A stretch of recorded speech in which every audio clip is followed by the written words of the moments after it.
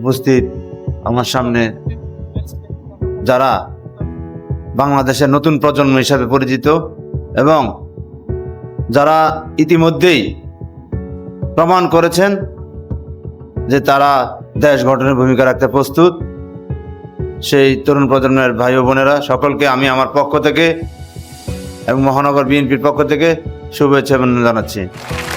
আসলে আমি আজকের এই এক্সপার্ট আইটির তৃতীয় বর্ষপূর্তি উপলক্ষে যে অনুষ্ঠান, সেই অনুষ্ঠানে অনেকক্ষণ বসে বিভিন্ন উদ্যোক্তা যারা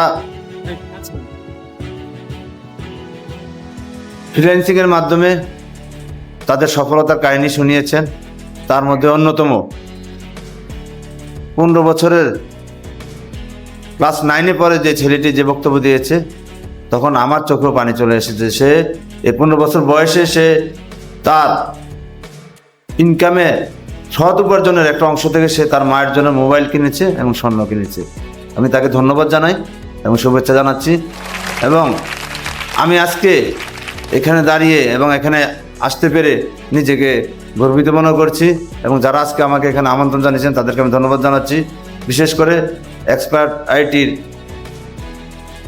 ফারুক, ছোট ভাই ফারুক, সে ইতিমধ্যে নিজেকে একজন সৎ, যোগ্য, ভালো উদ্যোক্তা হিসাবে নিজেকে প্রতিষ্ঠিত করেছে। আমি বলবো যে নতুন প্রজন্মের সে একজন ভালো আইডল হতে পারে। এবং আমি বাংলাদেশের নতুন প্রজন্মের সকলের উদ্দেশ্যে বলতে চাই যে আসলে প্রযুক্তির যুগে এখন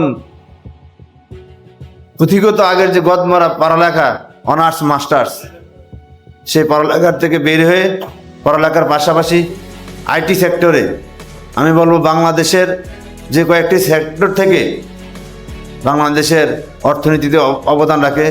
তার মধ্যে একটি হচ্ছে রেমিটেন্স, একটি হচ্ছে গার্মেন্ট শিল্প। কিন্তু এখন আমাদের সামনে সুযোগ এসেছে নতুন আরেকটি বাংলাদেশের অর্থনীতিকে সচল রাখার জন্য, যে আইটি খাতে যদি আমাদের নতুন প্রজন্ম তারা তাদের মেধা কাজে লাগায়।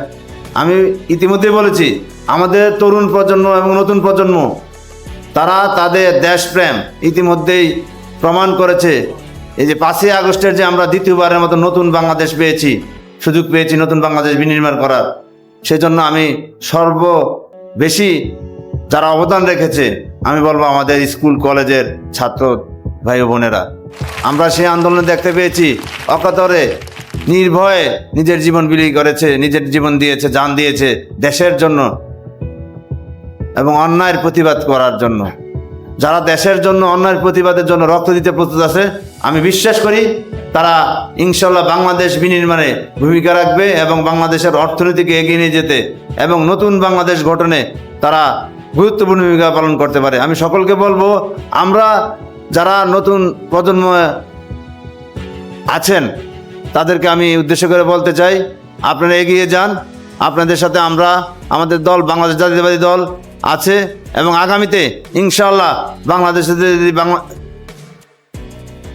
সুষ্ঠু নির্বাচনের মাধ্যমে জনগণের ভোটে বাংলাদেশ জাতীয়তাবাদী দল নির্বাচিত হতে পারে, ইনশাআল্লাহ বাংলাদেশে আইটি সেক্টরে আমাদের দেশের আগামীর রাষ্ট্রনায়ক, দেশনায়ক জনাব তারেক রহমান, উনি ইতিমধ্যে ঘোষণা করেছেন।